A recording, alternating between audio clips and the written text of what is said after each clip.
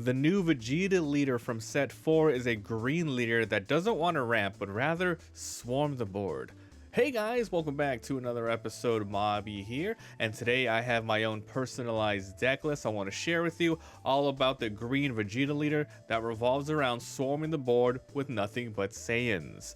Make sure to like and subscribe, it really helps out the channel. I upload daily duels and deck profiles for different anime TCGs. Alright, so here we go. This is a Vegeta leader. We're going to talk about every single card and how the deck plays. Then at the end of the video, I'll let you know if this deck is competitive, off meta, or just, bad in general. So, just so you guys know, I built this deck in mind with trying to maximize synergy with the leader's abilities. So there could be cards you can add or remove. This is pretty free flowing, but this is just what I have, and maybe you can use this deck as a sort of guideline to make the leader and then put in your own personalized choices in here. So let's start with the leader. This is Vegeta from set 4, green, 15,000 power. When attacking, you draw a card, then you can awaken at 4, flipping it over, and now this is a 20,000 leader. And when attacking, you still draw a card, but this is the ability.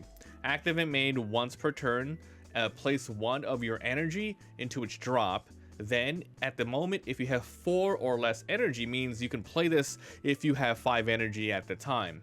Then you play up to one Saiyan only battle card with a cost of 3 or less from your hand, meaning down here it has to say Saiyan only. It can't be Saiyan / Earth, for example. So once again, you're able to use this every single turn that you're awakened, as long as you have, well, you can as long as you have 4 or less energy at the time you use this. You can keep swarming the board with 3 costs. Now you get to play it active as well, so you can use it to attack and use effects. So this is what the leader is all about. Let's talk about the 0 cost cards in here. So this is an event that I put in because it works really well with this leader. This is instant Kamehameha from set 1. This is a common card, but it costs 0. Activate during battle on your turn or the opponent's turn. Place one of your energy into your drop, and this requirement is really good because sometimes you're going to be ramping up thanks to some of your abilities. So being able to be 5 at the time that you want to use to get down to 4 is really good. And besides, you're not trying to get to 6, 7, or 8 like a lot of green leaders. This is a very good card if you don't have any resources. Up to one of your leader or battle cards gain 15,000 power, which is pretty good. Honestly, this is a good effect for the leader. So we're running 2 of these in here. Next off, we're running these Son Gokus as your first turn. This is what you want to use. This is a Saiyan card, so technically you could play it with this, but you pretty much only want to play the 3 cost or 2 cost that we're going to show upcoming. But this is one of your first really good cards to play at the very start of the game. This is on play, draw 1 card, and then later on the field, it's a 5,000 counter. We're running 4 of these. The other 4 cards, this by the way, this is from set 1. The other 4 cards that you want to see at the start of the game is Son Gohan Childhood from set 1 as well. This is a 1/5/5.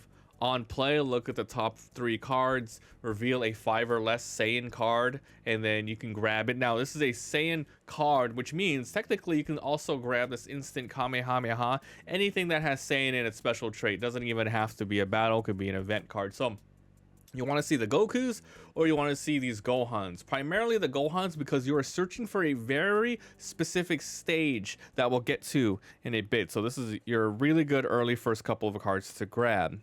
Then on turn 2, I have this Nappa here from set 3, from starter deck 3 rather. So this is Nappa is also just a straight Saiyan, so technically he could be played with this as well. 220, 0, nothing here but a great counter. Honestly, in Dragon Ball Fusion World, vanilla cards along with a bunch of your effect cards, they're pretty powerful because they have multiple uses. Good attack baseline, can't be traded into really easily, and of course the countering, and this is really good. So if you find any good synergistic sort of tags here, it's good for the deck. Now we have a new card from set 4 that works well with the leader and the cards that he's going to be grabbing. It's the Son Gohan. So this one is Saiyan / Earthling. So this one won't be able to be played with the ability, but you can still grab it with the other Gohan that you have here.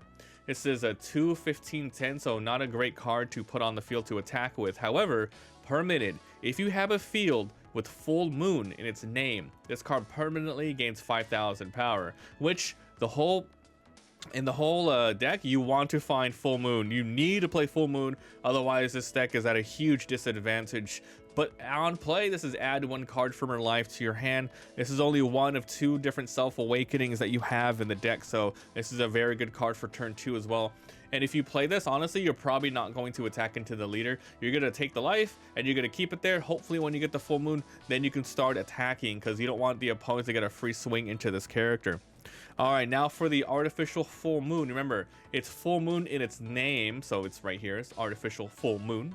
So this is your key field. You need this 100%, otherwise your deck's gonna go bad. So cost 2, it's an extra. It's a Saiyan card. It can be grabbed with the Searching Gohan. This is a field. End of your turn. If you have 4 or less energy and you trashed one, so meaning you can use it, so it combos really well. So this allows you to trash a card, meaning if you have 5 to 4 at that turn, this one allows you to add 1 cost from your drop that costs 3 or more, and there's a lot of cards that are 3 or more that you can add. So this one allows you to use it and cycle it without having to use other stuff. So these two work really well together. Okay, and we're running 4 of these. The reason why, it's because you can use the extras that you get as energy, so it's not a problem at all to run more than one. More than a couple. All right, time for one of the best cards of the deck. This is Vegeta from set 4, 3, 2010, decent stats. On play, you discard 1 card, then you look at the top 10 cards of your deck and you grab 1 artificial full moon and you play it right away. So yeah, you can see here, this is the kind of combo you want to see right away. Then you place the rest at the bottom in a random order. So, you know, it's decent for what it is, and the ability allows you to grab 1 of these, which is kind of nice. 1, 2, 3, 4. Next off, we have another Vegeta, but this one is just a vanilla with a good stat line. Remember, this one allows you to play 3 costs or less. So imagine being able to just play a free 3, 25, 10 just right off the field and start attacking. Great card. Also works with the artificial moon, because the artificial moon allows you to grab a 3 or higher, and anything like this can be used as the energy replacement that you're going to be using. Next off, we have Raditz. This is a new card from set 4, another pure Saiyan. Remember, pure Saiyan only. 325-5.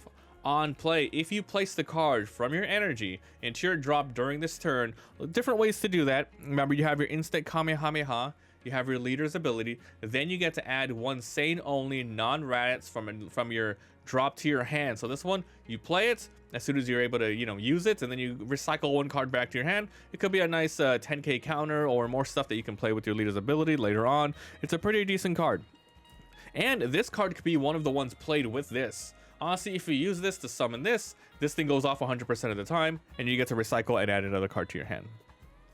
One of your key attackers of the deck, this is Nappa. This is a new one from set 4 as well. It's an SR, Saiyan only. 330, pretty powerful, but 0 counter, but that's okay. You mostly want this on the board, right? So on play, you have to choose one of these. You either add 1 card from your hand, add 1 from your life to your energy in rest mode. So this is an extremely powerful self-awakening. You add it to your rest mode. You don't add it to your life, boom, it goes straight to your energy. It's up to, so you have to do that. If you choose this, you must do this. Or you can choose the second one. If you have no Vegeta battle cards, meaning on your field, like like this one on the field, then this card cannot attack. So usually you're gonna have a Vegeta, so you're able to pick this. But if you play this early, you're going to want to use this for the rest mode one. So this is a really good versatile card. Best card attacker of the deck. This one you're going to see a lot of play. Next off, we have a new Goku from set 4. This is another Saiyan only, which can be played with your leader ability. 325-0. When attacking, if this card is attacking another battle card that costs 4 or more, this one gains 25,000 power for the battle, making it a 50k to attack. Then you place 1 card from your energy into its owner drop. So this is another way of taking stuff from your energy and getting rid of it, to enable that Nappa if you need to, or if you have too much energy, you can use this to be able to go from 5 to 4 again for that. End of your turn.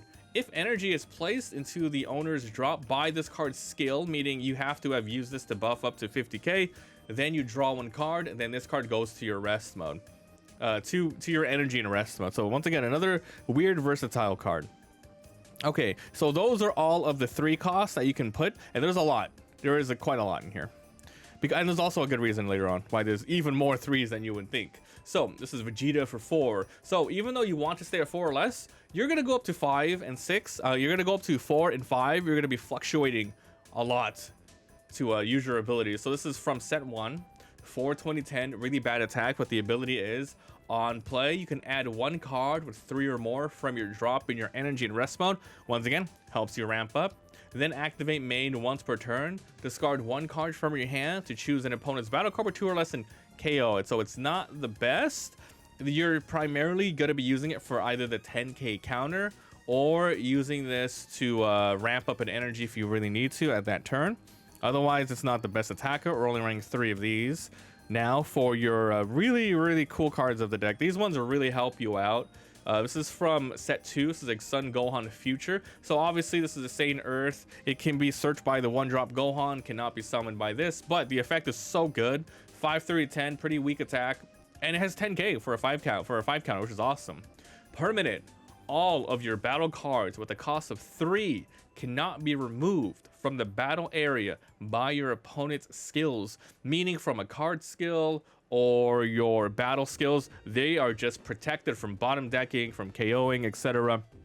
However, I think if you still make them a 0 cost, they will still get KO'd because it's like a different sort of mechanic. They're not KO'd by the skills, they're KO'd by the mechanics of the game if you're able to drop them to 0. So unfortunately but you have so much 3 costs, and you know, the ones you definitely want to protect are like the Nappas, for example. Really good. Then at the end of your turn, you choose one of these. You get to play another battle card, 3 or less. So yeah, you get to swarm even more, but that's at the end of the turn, but you know, it's fine. Then choose up to one of your opponent's battle cards with a cost of 3 and KO it. Really good if your opponent is swarming as well. So this card is so good.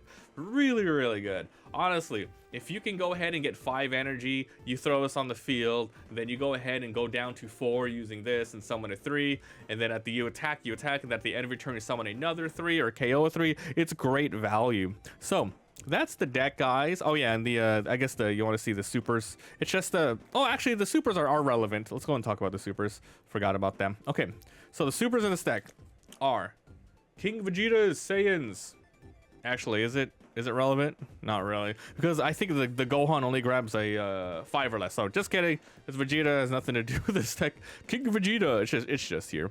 So that's the deck, guys. It's all about swarming, and staying around 4 or 5. Honestly, for a green deck, it plays a lot differently than than the Broly's out there or anything who wants to ramp up. You know, Piccolo 6, 7, 8.